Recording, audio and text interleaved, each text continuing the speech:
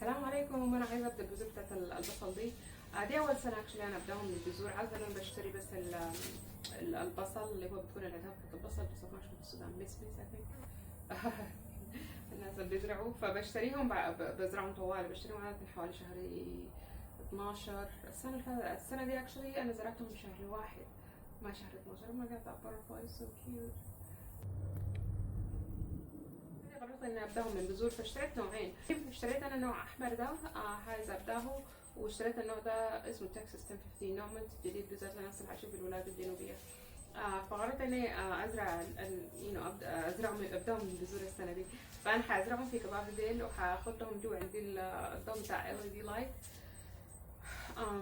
حخليهم تحت لحد نهاية شهر 11. بعدك حنقولهم عندي هسه حوضين، واحد فيه بامية وواحد فيه طماطم. فده غالبا بنهاية شهر 11 خلاص حيكون انتهينا الطماطم لأنه ما بستحمل البرودة الشديدة. فحقلعهم حزرع في المحل هم البصل ده. فهو كان المفروض ابدا البصل يعني according يعني على حسب الجدول بتاع الزراعة ده ترى من يوم 1/9 خلي لحد يوم 20/9. فانا متاخره شويه باسبوع شويه، لكن ما مشكله. نزلت من درجات الحراره شديد لبروده عاليه. بس ممكن يعني في الشتاء ممكن اغطيهم ب agriculture cloth. بغطيهم بحاجه تحميهم من البروده الشديده عشان ما يموتوا. فبس هبدا النوع الاحمر ده هنا وهبدا هنا ان شاء الله.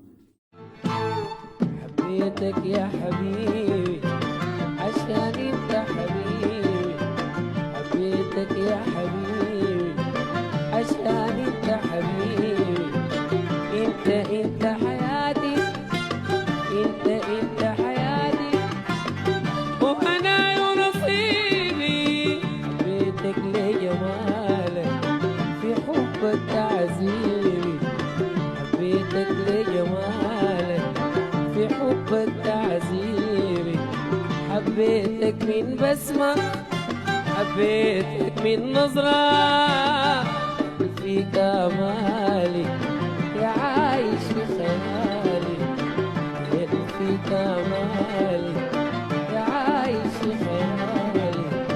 لا عايز انت تحن، لا عايز انت تحن ولا ترحم حالي ليه انت ما تعبوا علي غزالي.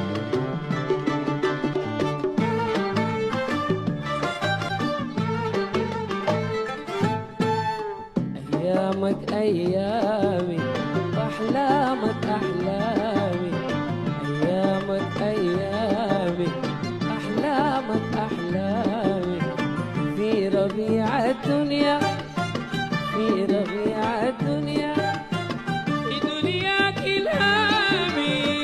حبيتك لشهوري، حبيتك يا غرامي، حبيتك لشهوري، حبيتك لغرامي.